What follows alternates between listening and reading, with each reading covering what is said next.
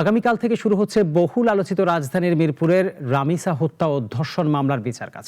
মামলায় সরকারের পক্ষ থেকে আসামির সর্বোচ্চ শাস্তি আশা করা হচ্ছে বলে জানিয়েছেন আইনমন্ত্রী অ্যাডভোকেট মোহাম্মদ আসাদুজ্জামান। সকালে ঝিনাইদহের শৈলকুপা উপজেলা পরিষদ মিলনায়তনে জেলা পরিষদের চেক বিতরণ অনুষ্ঠানে যোগ দিয়ে তিনি একথা জানান।